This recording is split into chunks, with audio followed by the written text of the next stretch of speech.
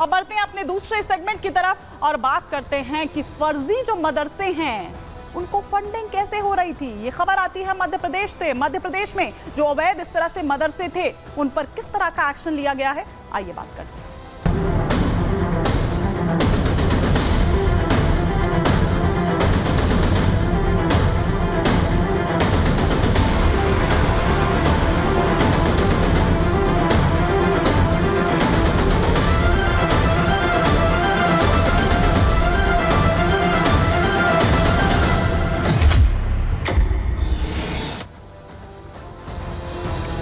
बात करते हैं कि फर्जी जो मदरसे हैं उन पर किस तरह से ये एक्शन लिया गया है, उन पर किस तरह से ये स्ट्राइक हुई है। मध्य प्रदेश में फर्जी मदरसों पर ये एक्शन लिया गया है।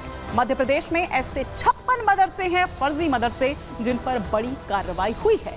श्योपुर में 56 मदरसों की जो मान्यता है वो रद्द कर दी गई है। मतलब 80 में से 56 मदरसों में गड़बड़ी निकली थी। आप सोचिए, 80 में से 56 मदरसों में, इन मदरसों में नहीं हो रही थी पढ़ाई। पिछले कई महीनों से कुछ तो मदरसे बंद पड़े थे, लेकिन उसके बावजूद सरकार से अनुदान ले रहे थे ये मदरसे। मध्य प्रदेश में 1621 रजिस्टर्ड मदरसे हैं। शिक्षा मंत्री उदय प्रताप ने इस बाबत जानकारी दी है, लेकिन जब जांचा परखा गया, जब वहां पर R&D की गई, जब वहां पर गए तो फिर पता चला कि इसमें से ऐसे 56 मदरसे हैं जो सिर्फ ऐसे ही सरकारी अनुदान उनको मिल रहा है।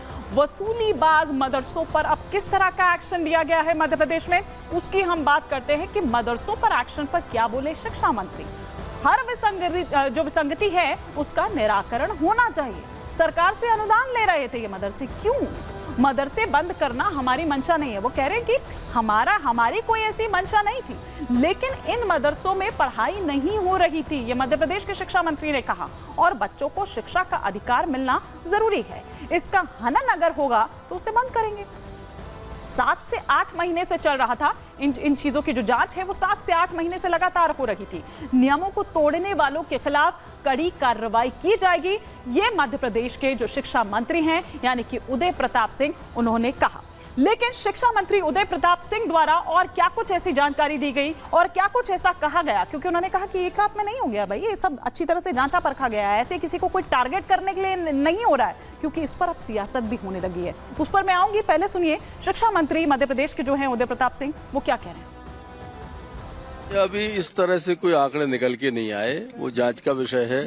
प्रथम दृष्टि तो ये है कि हमने 6-7 महीने पहले अनुदान बंद किया है और लगातार ये शालाएं बंद हैं। वहाँ पर भौतिक सत्यापन में नीचे इस तरह कोई शाला संचालित नहीं मिली, इसलिए इसको बंद करने का हमने काम किया। तो सुना आपने उदय प्रताप सिंह को क्या कुछ कह रहे थे, लेकिन मध्य प्रदेश में जिस तरह से ये एक्शन लिया गया है, ये कहा जा रहा है कि क्या उत्तर प्रदेश की राह पर निकल पड़ा है मध्य प्रदेश। क्यों कहा जा रहा है ऐसा, इस रिपोर्ट में देखिए। उत्तर प्रदेश की राह पर चल पड़ा है अब मध्य प्रदेश में। 56 मदरसों पर चला सरकार का चाबुक, जांच में मिली गड़बड़ी। जी हां, उत्तर प्रदेश के बाद अब मध्य प्रदेश में मदरसों की मान्यता को लेकर एक बड़ा फैसला लिया गया है। मध्य प्रदेश के श्योपुर जिले में कुल 56 मदरसों की मान्यता रद्द कर दी गई है। जिले के स्कूल शिक्षा विभाग ने यह आदेश जारी किया है। हैरानी वाली बात तो यह है कि इसमें बंद किए गए मदरसों में से 54 संचालित ही नहीं थे, लेकिन फिर भी इनको सरकार की तरफ से अनुदान मिल रहा था। मध्य प्रदेश मदरसा बोर्ड ने इन 56 मदरसों की मान्यता रद्द कर दी। जिला शिक्षा अधिकारी श्योपुर की रिपोर्ट पर यह कार्रवाई की गई। आपको बता दें कि श्योपुर में कुल 80 मदरसे चल रहे थे, जिनमें से 50 मदरसे तो ऐसे थे जो केवल कागजों पर ही चल रहे थे और राज्य सरकार से अनुदान ले रहे थे। जिन मदरसों की मान्यता खत्म की गई है, उनमें पढ़ने वाले बच्चों को दूसरे स्कूल्स में भर्ती कराया जाएगा। हालांकि जिला शिक्षा अधिकारी का कहना है कि जो मदरसे संचालित नहीं थे, उन पर जांच के बाद कार्रवाई की गई। मदरसे तो नियमों के साथ खिलवाड़ करने पर बंद किए जा रहे हैं, लेकिन कांग्रेस को इसमें भी राजनीति नजर आ रही है। कांग्रेस इसे तुष्टीकरण की राजनीति बता रही है। इतना ही नहीं, मदरसे बंद किए जाने पर सरकार पर भी जमकर निशाना साध रखे हैं और बंद पड़े मदरसों को अनुदान देने पर भी सवाल उठाए हैं। मध्य प्रदेश में अब सभी मदरसों का वेरिफिकेशन कराया जाएगा और जो राज्य सरकार के नियमों के अनुसार नहीं चल रहे होंगे, उनकी मान्यता को खत्म कर दिया जाएगा। Bureau report, Republic Bharat. तो नियमों के साथ चूंकि खिलवाड़ हो रहा है इसलिए ये एक्शन लिया जा रहा है, इसलिए ये मदरसे बंद किए जा रहे हैं। लेकिन कांग्रेस को इस पर भी राजनीति नजर आ रही है। तुष्टीकरण की राजनीति का आरोप दरअसल सरकार पर लगाया जा रहा है और ये भी कहा जा रहा है कि भाई फिर क्यों उनको ये जो फंडिंग है वो की जा रही थी। सुनिए। भारतीय जनता पार्टी मदरसे के नाम पे हमेशा से राजनीति करती आई है, ये कोई नई बात नहीं है। भाजपा ध्यान मोड़ने के लिए, लोगों का ध्यान मोड़ने के लिए इस तरह के काम करती है। इनका उद्देश्य सिर्फ राजनीतिक है। इसलिए सवाल खड़े होते हैं, अगर कोई मदरसा संचालित नहीं हो रहा है तो मदरसा बोर्ड हमेशा ही उन तमाम मदरसों को बंद करता है। कि वर्षों से ये मदरसे चल रहे थे और जब जांच की गई तो ये वर्षों से बंद पड़े हैं। जब वर्षों से बंद पड़े हैं तब ये सो रहे थे क्या? और बंद पड़े मदरसों को इन्होंने अनुदान क्यों दिया? और अगर दिया है तो जिन्होंने अनुदान दिया है उन पर आपराधिक मुकदमा दर्ज होगा क्या? तत्कालीन मंत्री पर आपराधिक मुकदमा दर्ज होगा क्या? और जो अभी मंत्री इस विभाग के मंत्री हैं उन्हें भी इस्तीफा दे देना चाहिए। तो ये कांग्रेस के नेता जो हैं वो सवाल उठा रहे थे, लेकिन जो शिक्षा अधिकारी हैं वो क्या कुछ कह रहे हैं ये भी आपको सुनना जरूरी है, क्योंकि उनकी तरफ से तो ये कहा जा रहा है कि भैया जो संचालित नहीं थे उन पर ही एक्शन लिया गया है। और क्यों लिया गया है सुन लीजिए।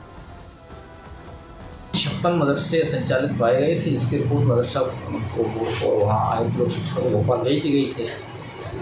केवल 24 मदरसे थे जो यहाँ विधिवत संचालित, मतलब उस समय संचालित पाए गए थे।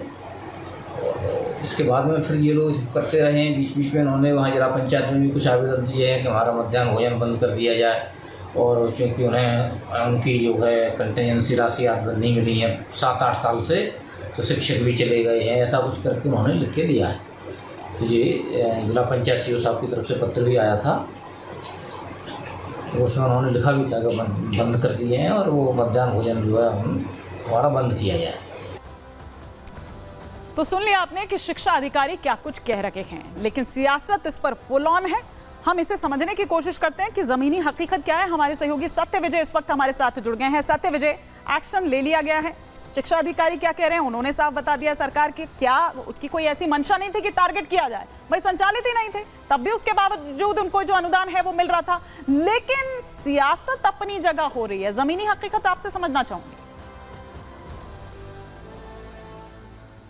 जी बिल्कुल, देखिए मध्य प्रदेश में जो अवैध मदरसे हैं अब वो प्रदेश सरकार के रडार पर हैं, क्योंकि प्रदेश सरकार लगातार जो भी हर जिले के जिला शिक्षा अधिकारी को निर्देश दिए हैं कि शैक्षणिक संस्थाओं के नाम पर अगर किसी भी संस्था में अवैध गतिविधि होती है तो उसके खिलाफ कार्रवाई की जाएगी। इसी की पहली शुरुआत जो कड़ी जो है वो श्योपुर से शुरू हुई है, जहां पर कि 80 में से 56 जो मदरसे हैं वो सिर्फ कागजों पर पाए गए और ये सालों से अनुदान ले रहे थे। मतलब एक ये सरकार के साथ एक तरीके से फर्जीवाड़ा किया जा रहा था, उनसे अनुदान लिया जा रहा था, लेकिन वहां पर मदरसे संचालित नहीं थे। हकीकत यह है कि एक ही नाम से 5-5 मदरसे रजिस्टर्ड थे, लेकिन वो सिर्फ कागजों पर थे।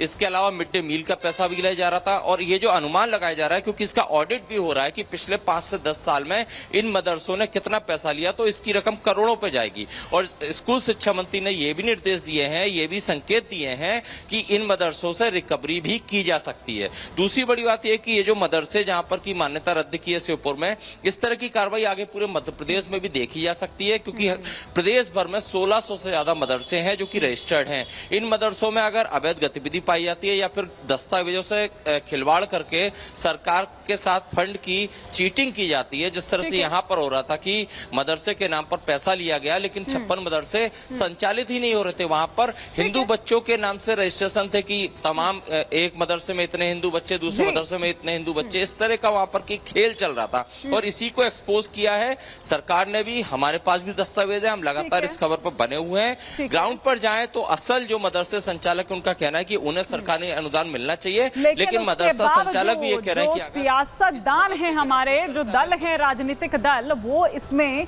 अपनी राजनीति ढूंढ रहे हैं।